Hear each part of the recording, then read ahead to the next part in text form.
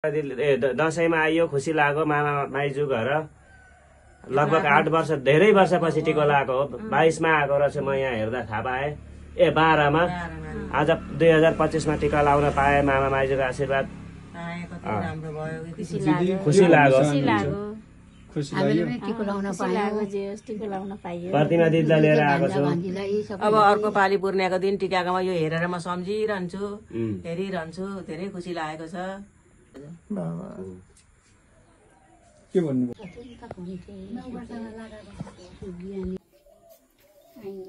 नसुते शिरम गदसुते छत्रु संग्राग भरे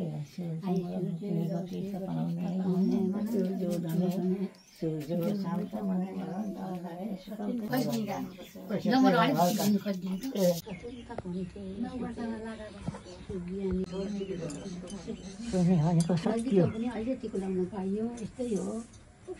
टाढाबाट टाढाको भयो भान्जी अहिले वर्ष भान्जीको फेरि फेरि पनि पढोस् आइहाल्नु पढोस्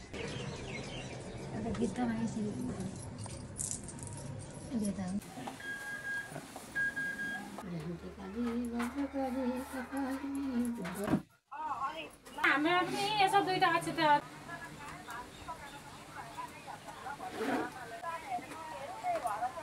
अब भोलि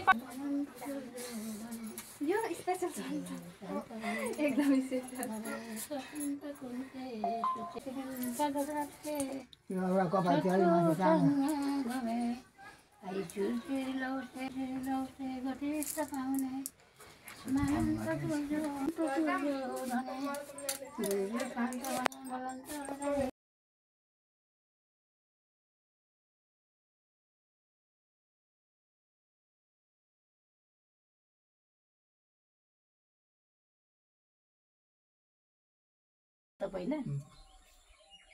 इंद्रो नसुते शिरम दसुते छत्रु संग्रा गवे जुजु शांत बने बलंत अनरे सतित कुंते सुते सुज्ञानी गिरि भवत कोदनी कृतिस्त नारायण अंतकाली भद्रकाली कपालिनी शिवधात्री सदस्य नमस्ते दुर्गा देवी भवतीले रक्षा गरून् चिताको काम पुगोस् रोग नलागोस् राम्रो बुद्धि आओस्।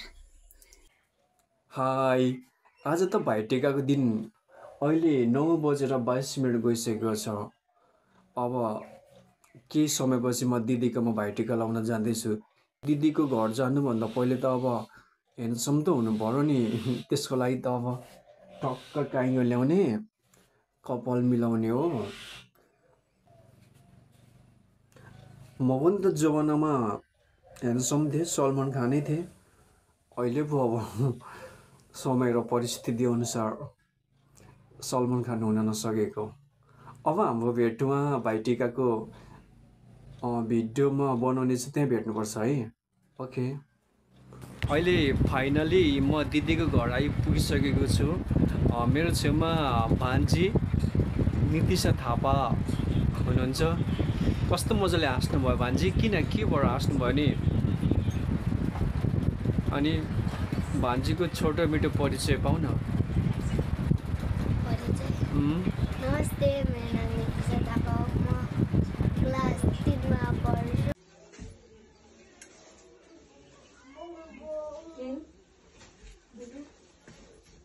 दुबो चाहिन्छ नि, तेलको रेखी लाउनुपर्छ।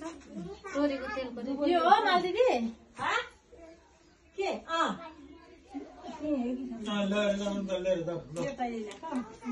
एउटै हो।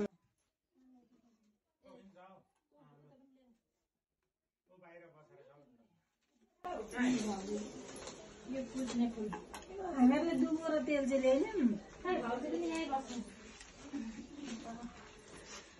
दुबो र तेल ल्याएनौँ। उता सेतो झोलाले त त्यहाँ छ होइन? छैन।